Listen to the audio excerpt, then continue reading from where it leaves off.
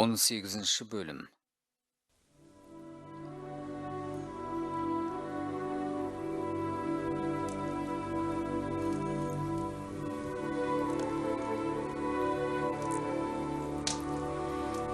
Daritay ketdi mi? Жеңеше.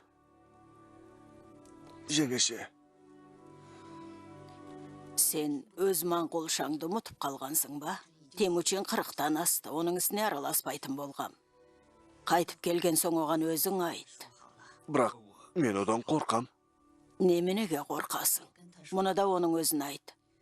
Қатқын, ананы шығарып жібер. Онда сіз бара тұрыңыз. Ярайды. Жүріңіз.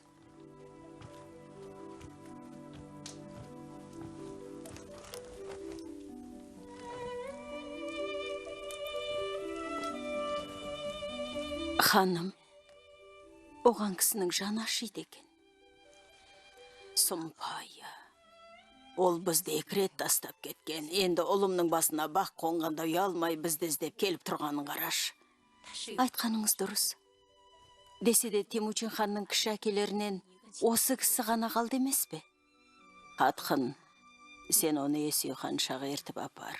Оған ханның Даритайға кеңшілік жасауын өтінсін деп мен айтты де. Жарайды, барайын.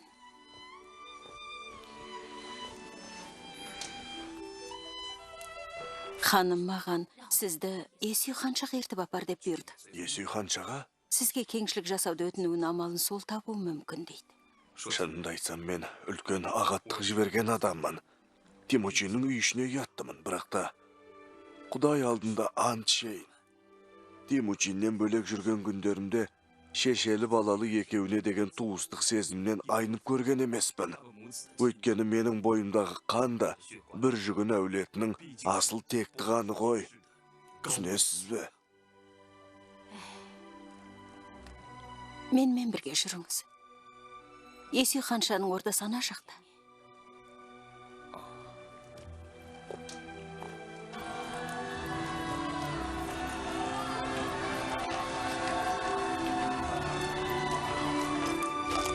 Қос қуанышқа бірдей бататын болдың дейсің. Оның бірі Тұғырла ханды жеңген болсын, ал екіншісі не? Айтшы. Қаны отырыңыз. Тез кірсін де. Немене сонша? Кім ол? Сізге бір адамды кезіктірем. Сіз бұған сөзсіз қуанасыз. Солай ма? Кірсін онда көрейін.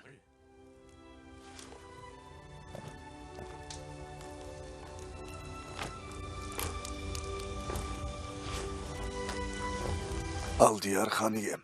Сен бедің. Неге қайтып келдің? Мен мұнаны көріп, расында да қуанып отырмын. Өйткені Темулын қарындасымның аруағы риза болатын болды. Хан ием. Даритай ата, түрегеліңіз. Әкелі балалы адамсыздар. Бүйтіп тағзым жасау қажетсіз. Хан иемнің сізді көріп қатты қуандым деген естімедіңіз бе? Темучин, мен қартайдым. Бір аяғын көрде, көзім жұмылардан бұрын жақындарымның жанында болсам деп, қаншама көксегенім өзіме аян. Көкседім? Қош демей кетіп қалғанда нені көкседің? Тұғырыл ханмен бірге қарыз үргінге бізді қырғалы келгенде нені көкседің? Сен құсар, алтын шөң, мені бюрокөлге апарып, лай су ішуге, құлан етін азық қылуға мәжбүр еттіңдер. Менің қосымда не бары 4600 адам ғана қалғанда сендер тағы нені көкседіңдер? Үнемі, сен ойлаумен болдым. Сандырақ, мен өлтіре алмай өшіктіңдер. Даритай ата, түрегеліңіз. Хан иемнің сізден кешірім сұрайтын жөні бар. Оған қарыздар сияқтанып, мұныңыз не? Мен одан кешірім сұрайын ба?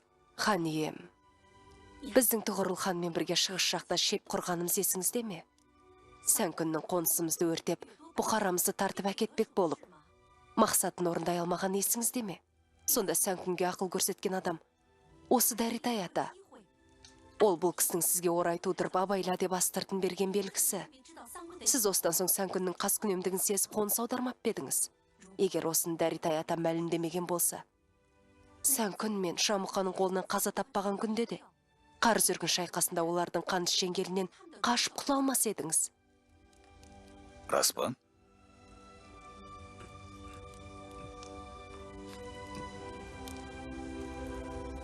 Хан ием, сол қарыз үргін шайқасында Тұғырыл хан ақтық деміне дейін соғыса берсе, Моңғол тайпасының бүкіл қонысы түгел құрайтын еді. Тұғырыл хан шабуылды неге тоқтатқанын білесіз бе? Тағы да осы Дәритаяға. Тұғырыл хан дүгіттеп, оны шабуылды тоқтатуға көндіріпті де, майданнан шегіндіріпті. Сөйтіп сіз де тыныстап алу мүмкіндігіне ие болдыңыз. Оған осылар тістеткен бір жүгіндіктерге тән туысқандық мейірмемей немене? Айтыңызшы. Темучин. Әй, Темучин. Менде хан болайын деген арам ниет бұрыннан болған емес. Құсар алтындардың аздырғыш, әзәзіл сөзіне бола, мені қамап тастап, сардарлар кеңесіне қатнастырмай көңілімді қалдырып, қартайғанда абыройымды түсірдің. Сөйтіп жас үлкендер мен атасы басқалардың алдында басымды көтере алмай қалғандықтан кеттім. Мен кетіп қалғандығым үшін өзімді ақтайын деп отырғаным жоқ. Шынын айтқанда, сенің кешіріміңе ие болайын деп отырмын.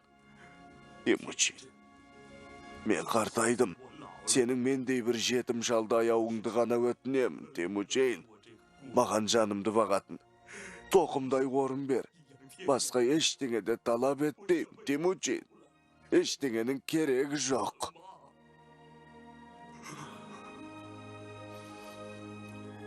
Тұр орнынан.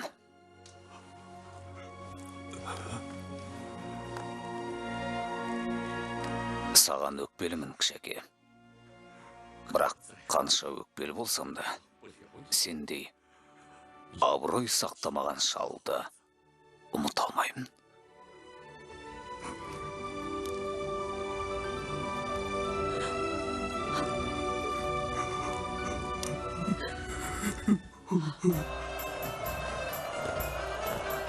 Найман тайпасымен жүргізілген соғыстағы Темучиннің Сахараны қол астына біріктіру арманын ақыр іске асырды.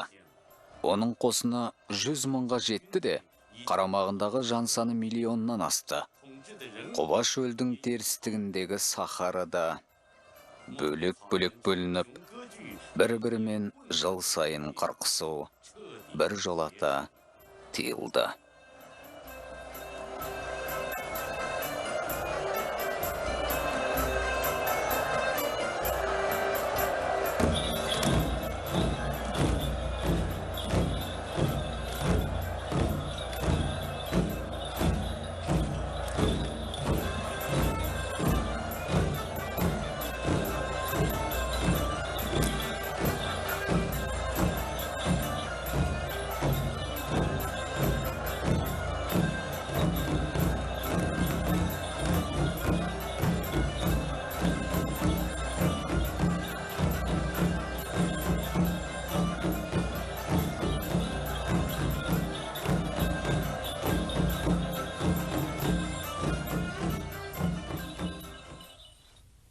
Тәңір маған сендерге хабарла деді. Барлық жер Темучин мен оның ұрпақтарына берілсін. Ол енді Шыңғыс хан болды. Шыңғыс хан! Шыңғыс хан! Шыңғыс хан! Шыңғыс хан! 18 мың ғаламды жаратқан құдіретті күшті тәңір. Бұрхан тауына нұр шұғыласын шашты. Қуатты моңғол мемлекеті дүниеге келді. Оның барлық байлығының игілігін баршамыз бірдей көруге нәсіп қалсын. Алдияр! Алдияр! Алдияр! Алдияр!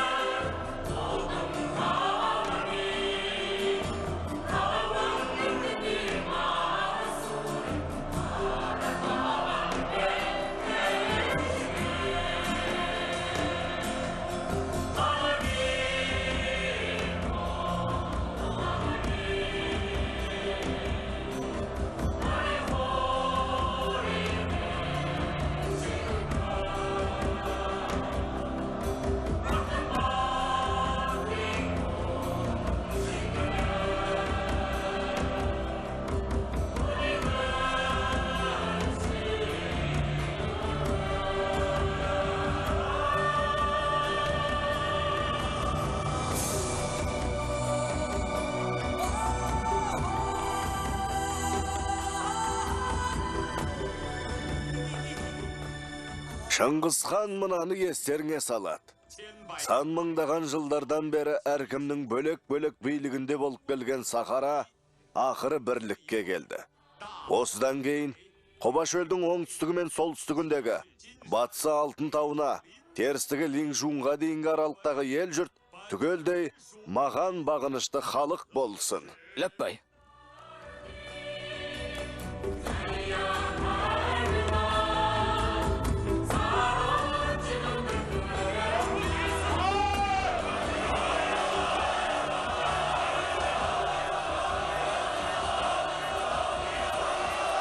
Ел анасы ұлын енді хан аналығына, үлкен бәйбіше бөрте ел ханымдығына, үйсүй есігін құлан қаншалыққа тағайындалсын. Маған қарасты халық 95 мыңдыққа бөліп орналастырылып, Менгілік 1-ші мыңбектікке, Боғырша 2-ші мыңбектікке, Мұқылай 3-ші мыңбектікке, Қорша 4-ші мыңбектікке, Ерусін 5-ші мыңбектікке, Жошыр 6-ші мыңбектікке, Құнан 7-ші мыңбектікке, Құбылай 8-ші мыңбектікке, Зелме 9-ші мыңбектікке тағайындалсын.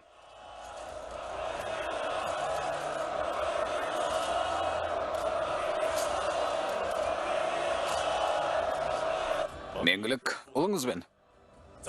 Қахан. Қахан. Менгілік, сіз әкемнің қызметкерісіз. Әкеңіз сарқақ сақал, дайшығыттарды сатқындық жасамаға көндіремін деп жүріп, мен үшін жанын қиған. Әкелі балалы екеуіңіз, менің ел шаңырағын көтермей еңбек сіңірдіңіздер. Сіздің ұлыңыз көкше жаратқанның маған берген атағын жеткізді. Үш ұрпақтың осы жақсылығын ешқашан ұмытпаймын. Бүгіннен бастап, менің жанымнан бір кісілік орын алыңыз. Менімен бірге мемлекеттің ірі істері жөнінде шешім жасауға қатынассаңыз болады. 9 ағаттық өткізсеңіз кешіріледі. Рахмет, Шыңғысхан.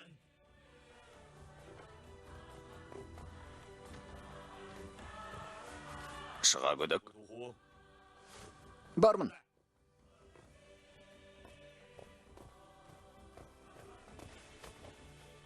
Борышы мен Мұқылайды дәрежелі қызмет алуға шақыр. Шыға көдік. Шыңғысхан, алдымен мені неге тағайындамайсыз? Әлде мені жеткілікті еңбек сіңірген жоқ деп санайсыз ба? Неге күлесіз? Мен сізге қаршадай күнінен бастап білестім. Енді ата сақал аузыма шықты. Сізге адал ниетпен қызмет істеп келдім. Солай шығар? Ата сақал аузыңа шыққан екен ғой. Расында сақалың өсіп кеткен екен. Ұлын шешем, мен аяқ жағына жатқызып, өз баласы сияқты бағып бақты. Ал сіз мені жаныңызға жатқызып, мені туған ініңіздей көрдіңіз. Істеген ісімде ешқашан ағаттық болып көрген жоқ. Енді мемлекет құрдыңыз. Сіз маған қандай қызмет бермексіз? Сен өзім дейсің ғой. Сондықтан сенің де басқа інілермен тең етіп қызметке тағайындайын дегем. Оған тағат қыла алмай отыр екенсің ғой, жарайды. Сені төбе билікке тағайындайын, 9 рет жасаған күнәң кешіріледі. Мен ағаттық жасамасам, қайсы күнәмді кешірмексіз?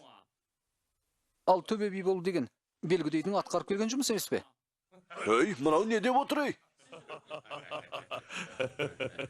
Ақымақ, төбе би деген менің ел жұртты жөнге салудағы көмекшім деген сөз емес пе?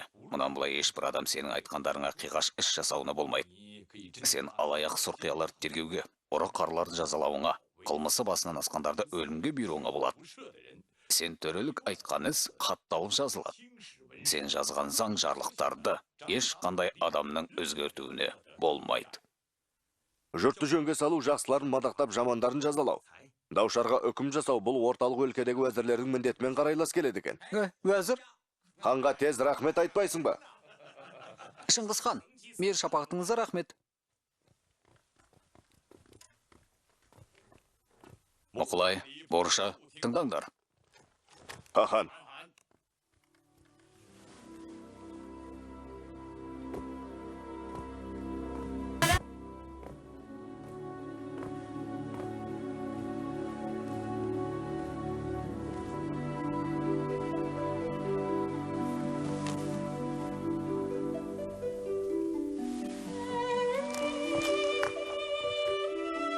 Қоршы, сонау жылы менің 16 жастағы кезінде, сен 15 жаста едің. Біздің 9 құланы дәйшұғаттардың қолынан қайта тартып алуға көмектескенің есіңде ме? Сол 9 құла жалқы біздің бір үйір жанның тірлігіне тиянақ болған ең асыл қазынасы еді. Біз бала күнімізде дос болып, қаншама қатерді бастан кешірдік десеңші. Арамыздағы тілектестік ағалық інілік сүйіспеншілікке айналды. Хахан, Мақылай, есіңде ме? Тұғырыл хан тұтқиыл шабуыл жасап, баспанамыздан айырылып, адамдарымыз торғайдай тозып кеткен күні кеште біз далада түнедік. Сол күні біз киімшең жатқанда сен екеуің өкпек желді кезбен тосып, менің жаурамай тыныш ұйықтауыма жағдай жасап, өздерің түні бойы мені күзетіп едіңдер ғой. Хақан, біздің орнымыз қызметші адам атқаруға тиісті жұмыс еді. Ал сіз менде бір жүргіндердің құлын адам санатына қостыңыз. Осы жақсылығыңызды ыстық қанымды төксем де ақтай алмақ емеспін. Жоқ, екеуің маған ілескеннен кейін соғыста шеберлік көрсетіп жаудан тайсалмай, біреуің оң қолым, біреуің сол қолым болдыңдар.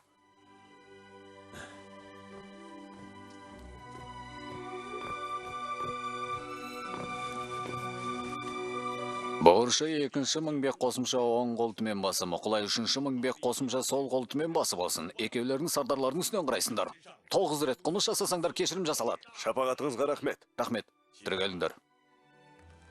Мұқылай, тізелме жебесі бөтей. Хахан, Сен төртеуің, менің ел жүрек сардарларымсыңдар. Екпіндерін тасты атып дарияны қақ жарады. Жошыр бастаған 6 сардардың қатарында жорықтарды ең басты көмекшілерін сендерсіңдер. Бұдан кейін қосында сендер басшылық етесіңдер. Наяқа, Хахан, сен риясыз адал болып келдің. Сені орта қосының түмен басына тағайындадым. рахмет, Хахан. Сарқын шары Шолон. Хахан, Сіздерге қандай атақ қызмет керек? Түсінбедіңіздер ме? Сіздер бір үйлі жан, мені Тарғотайдың шеңгелінен құтқарған шапағатшымысыздар. Сондықтан қандай тілектеріңіз болса да айтыңыздар.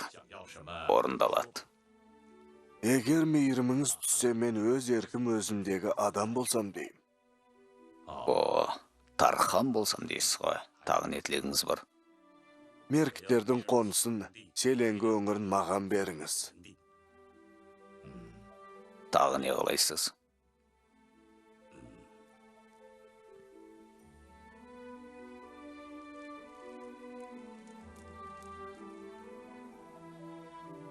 Басқа берер атақ дәрежеңіз болса, өзіңіз белгілей беріңіз.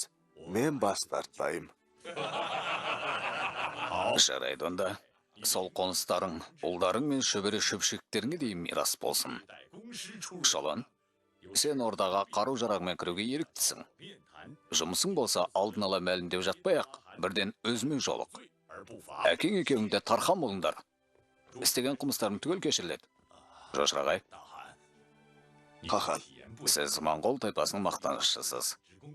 Сан рет теңдессіз еңбек сіңірдіңіз. Әсіресе Бұйракөл бойында болған кезінде 19 сардардың ішіндегі жасы ең үлкені сіз бола тұра құлан етін бірге жеп, былай суды бірге іштіңіз. Мен сізді бүкіл ұлыстың бас қолбасылығына тағайындадым. Гүрбесу ханша. Пақырыңыз мұнда.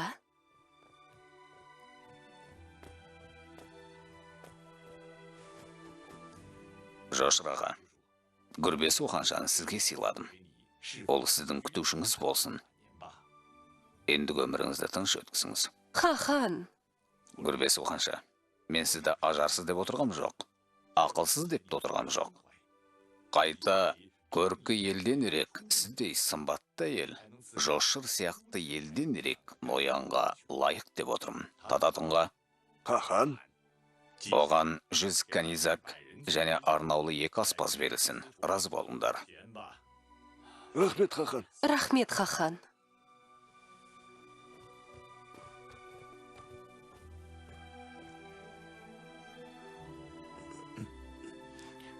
Қоршы,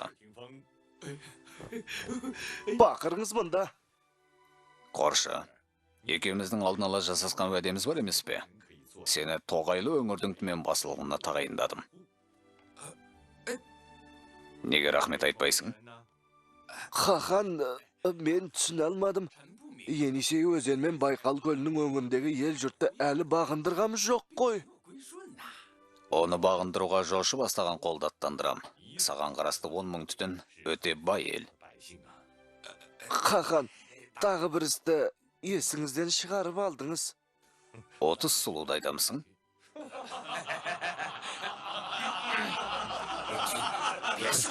Тоғайлы өңірдегі елі. Қарамағың өткен соң, солардың ішінен өзің таңдап ал. Ханның шапағатына рахмет.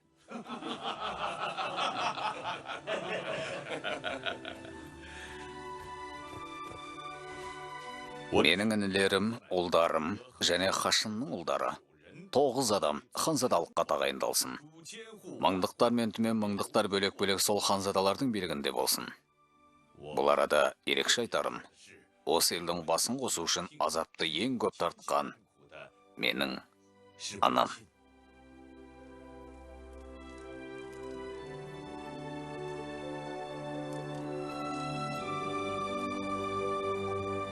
Ханзадалардың ішіндегі жасы ең үлкені Жошы. Інілерінің ішінде жасы ең кішісі Темугей. Шешем мен Темугей екеуіне 10 мың бұқара бөлінсін. Жошыға 9 мың бұқара бөлінсін.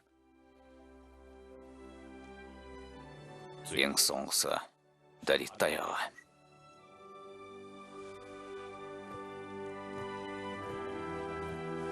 Хахан,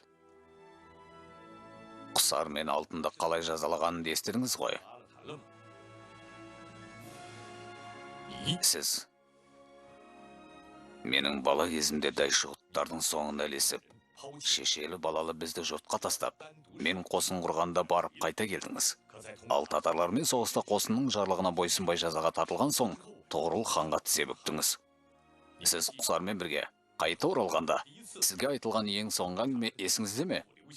Моңғолдардың жамандыққа жақсылық деген тағылымды сөзі есіңізде бар ма? Сіздің ертерек қайтып келгеніңізді ескеріп, жаныңызды қиян. Бірақ көз көріп, құлақ естімейтін жерге жер аудартып жіберем. Иә, мен күнәлімін. Шыңғыс хан, Даритай атайда бұлай жазалауыңызға болмайды. Күнәсі болған соң әрине жазаланады, сен сөзге араласпа. Мен әлгінде өзіңіз тағайындаған төбемін. Сөзге неге араласпаймын? Күнәһар жазаланады дегенде, қандай күнә жасағанда қаралады? Даритай атай, ағаттық жасағаны рас, бірақ әр жолы күнәсіне тауба қылып, хан ордасына өзігінен оралып отырды. Ағаттығын түзеткен ақсақал жазаланса басқаларға қалай үлгі өнеге көрсетеміз? Оның үстіне Даритай атай хан ылғи қиын қыстау кезге тап болғанда қайта оралып отырды. Бұл оның ниет дұрыс. Қас пен досты анық барықтай білетіндігін танытады. Демек ол күнәсіз хан емес, сыйлануға тиісті еңбегі бар адам. Жоқ, мен сыйлықтан дәметпеймін. Күнәсіз десеңдер ғана болды. Хахан, моңғолдар кенже баланы шаңырақ естейді. Ошақ аман болса, түтіні түтей береді. Даритай атай бұрынғы хан Есугейдің кенженісі. Тақсыр хан, мұны ескермесеңіз болмайды. Хахан, егер әкеңіздің көзі тірі болса, ол Даритайдың ағаттығын сөзсіз кешірер еді. Сіздің кіші әкеңіз емес пе, егер сіз оны көз көрмес құлақ естімес жерге жер аударып жіберсеңіз, өз ошағыңызды өзіңіз қиратқан болмайсыз ба? Темучин, оның әкеңнің қонысына ие болуына рұқсат бер. Есугейдің түтіні өшпесін.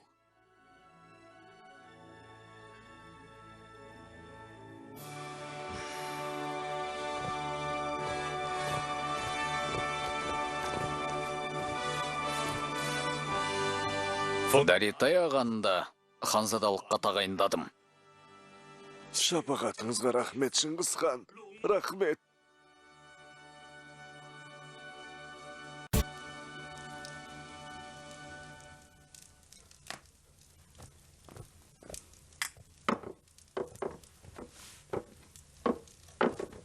Ханның бізге берген сыйлығы өте қадірлі жоғары сыйлық болды.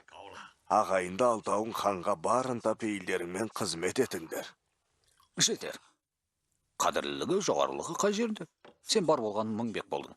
Темугейдің еңбек сіңіріп еді. Ол түмен басы ханзада болды. Меркіттен туған Жошы да 9 мың түтінге ие болды емес пе? Олай орынсыз сөйлеме. Ол орынсыз сөйлеп отырған жоқ. Темучиннің үй ішіндегілердің басына күн туғанда, олардың жанынан ең соңында көшкен кім еді? 13 тайпаның шабуылы кезінде бір бүйірден жол ашып беріп Темучинді Жамұқаның қоршауынан шығарып жіберген кім еді? Ол соғыста жеңіліп қалғанда қол бастап көмекке келіп, оның қайтадан дәурендеуіне себепші болған кім еді? Ол сен. Солар үшін қатын балаңа да қарамай кеткен болатынсың. 13 тайпаның соғысы кезінде жанын белбеуге түйіп, Темучинге хабар жеткізген кім еді? Ол алғашқы жорыққа аттанғанда сәтті күнді таңдап беріп, оны барлық жеңіске жеткізген кім еді? Тәңірден аян сұрап, оны Шыңғысхан атандырған кім еді? Ол сенің ұлың Көкше болатын. Темучиннің елінің хақ жартысы біздікі болуға тиіс. Ол бізді қалай сыйласа да артық емес.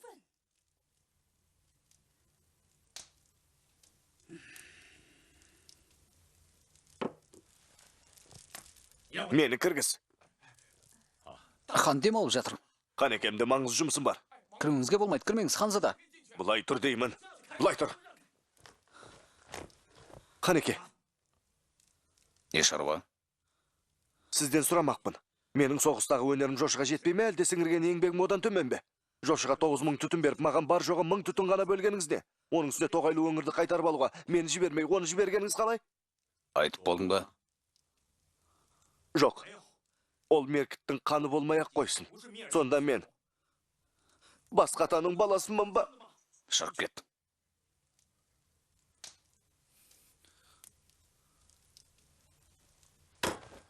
Жоғал. Кетпей нағып тұрсың. Тұр бұлай, кірем. Қазір кірсеңіз болмайды. Кіремін. Хан дем алып жатыр. Қоя бер мені. Кіргізбе. Кірмеңіз. Аға, Көкше ата-бабамызды көз келмей, аң аулайтын жерімді жөн жосықсыз тартып алды.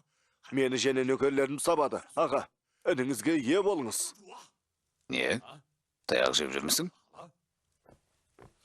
Сен кеудесінде жаны бар нәрсеге бой бермеймін демеуші ме едің? Менен не көмек сұрап келіп тұрсың? Шық үйден. Ынжық деме.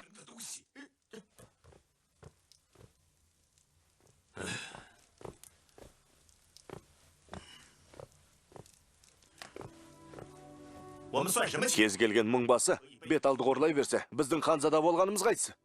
Әлгі бақсының көз еті әбден өсіп кетті.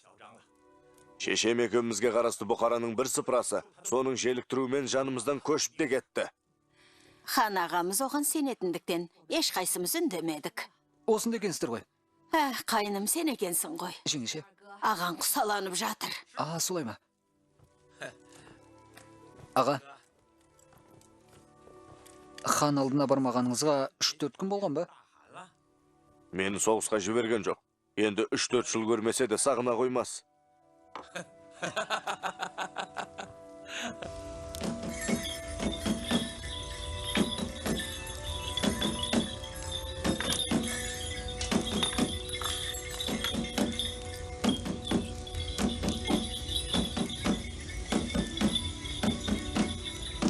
Төмен басы, маң басы, жүзі басылар.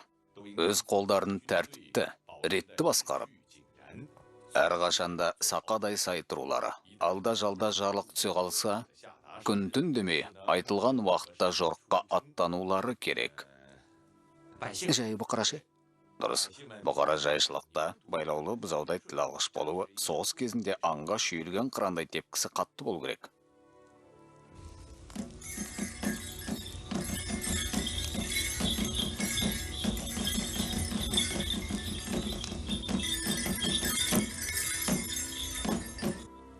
Бұл бала әкесінің тәліміне бойсынбаса, күйеуі әйелінен күдіктенсе, әйелі күйеуінің еркіне көнбесе, атасы келінін жақтырмаса, келіні атасын сыйламаса, үлкен кішіні аялай алмаса, кіші үлкеннің тілін алмаса, бай манап халыққа қараспаса, берілген жарлықта құлаққа ілмесе, ұры-қары, өтірікші өсекші, дұшпан мен алдамшы сол жердегілерге күн көрсетпейді. Дәлірек айтқанда, сол жердегілер талан-таражға тап болады. Олардың 4 түлік малына тыныштық жоқ. Сұмдық болды. Тәңір маған аян берді. Бір сұрқия опасыздық жасағалы жатыр. Сендер тағы қан төгетін болыңдар, жүріңдер. Еріңдер соңыма. Жүріңдер. Кәне.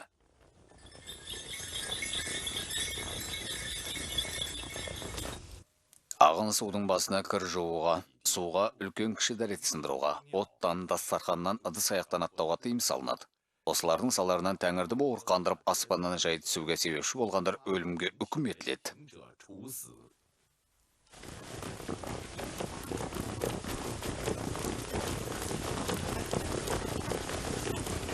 Ешқандай адамның өз мыңдығынан, жүздігінен және ондығынан кетіп қалуға, басқа жерге барып бой тасалауына болмайды. Осы жарлыққа қайшы іс жасап, өз бетімен кетіп қалушылар қосын алдында қатаң жазаланады.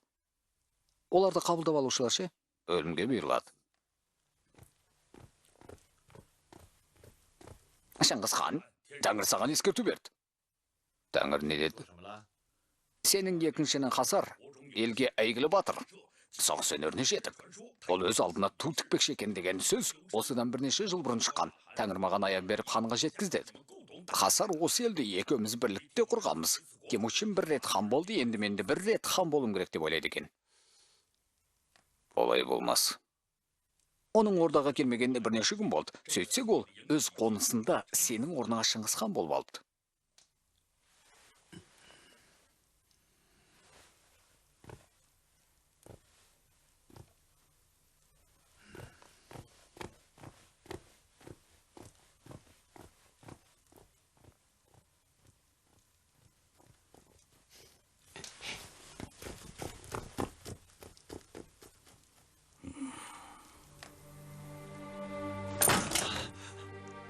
Соңдар.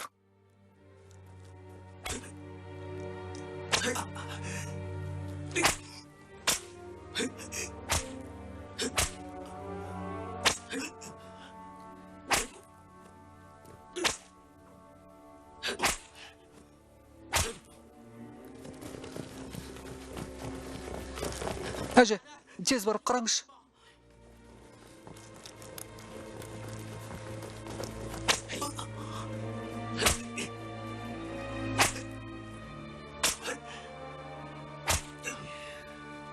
Былай тұр, тарт қолыңда. Хан анам келді. Тоқтат.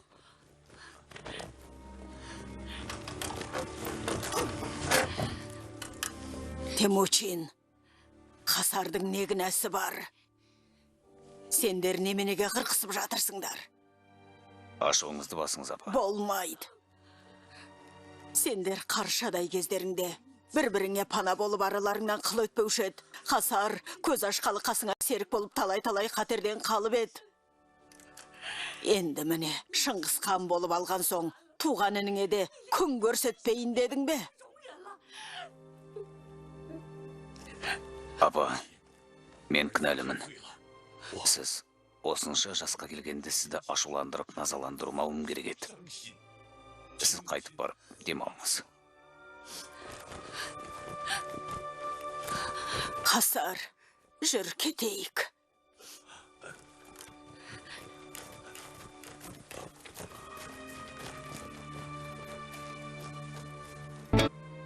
Бұл әлгі көкши бақсыңы салған лаң екен ғой. Заң жарырға тағы бір тармақ қосайын. Ордаға лаң салып, араға от жағып, опасыздық істегендер өлім жазасына кесіледі.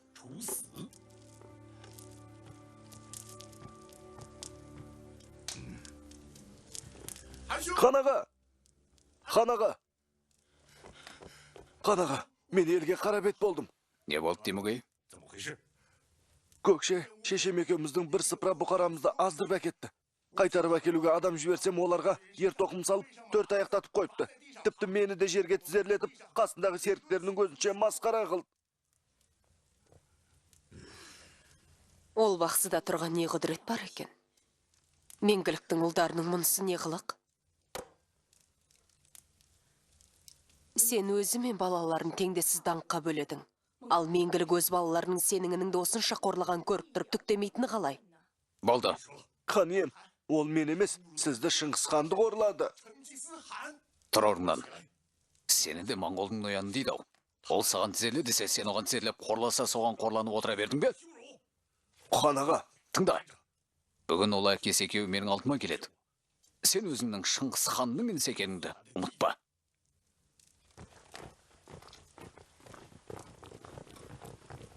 Шыңғыс ханға сәлем.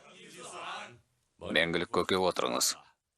Өзіңізбен ақылдасатын шаруам бар еді. Рахмет, Хақан. Ей, көкші, кеше маған күнәңді мойында деп едің ғой. Бүгін сен мен күш сынасамын. Қайтпексіңдер. Жастарың біраз жерге келсе де балалықтарың қалмаған. Барыңдар, күш сынатсаңдар сыртқа шығып сынасыңдар. Жүр, жүр, жүр.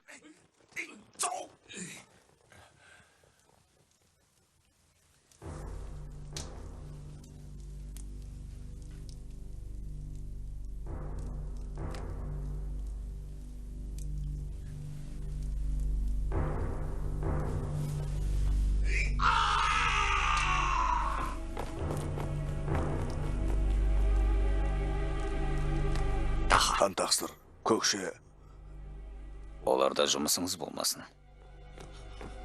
Әке, ағам өлді. Оны Темүгей өлтірді. Тоқтаңдар! Бәріңді өз туысымсыңдар. Сөзіме құлақ аспадыңдар. Басқаруыма көнбедіңдер. Қырқысаңдар, қырқыса беріңдер. Мен кеттім.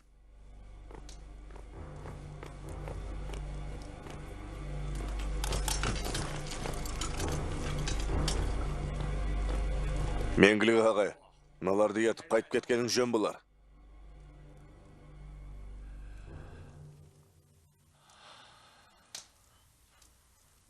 Балалар, жүріңдер.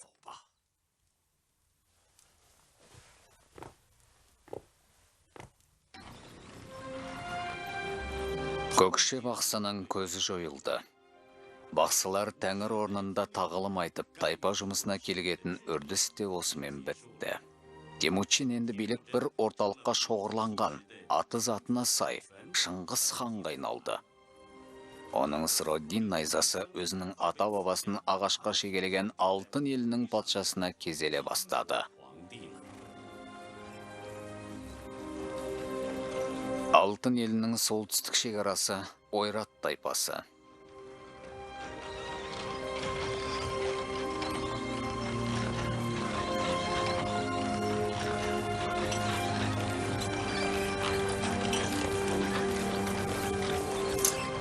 Ойрат тайпасының мыңбек алағұс Шыңғысханды құрметпен қарсалады. Екеуміз ежелден құдандалы ұрпақпыз, әрі дос, әрі құдамыз. Тағзым етудің қажет жоқ. Қанатама иіліп сәлем. Жарайды. Үшінші қызым Алқабике алақарыма салған маржаным еді. Аздан соң көрейін оны, толысты мекені жүдеді мекен. Менің ол келінім шаңырағымыздың берекесі ғой. Мен оған ешкімнің жаман көзбен қарауына жол бермеймін.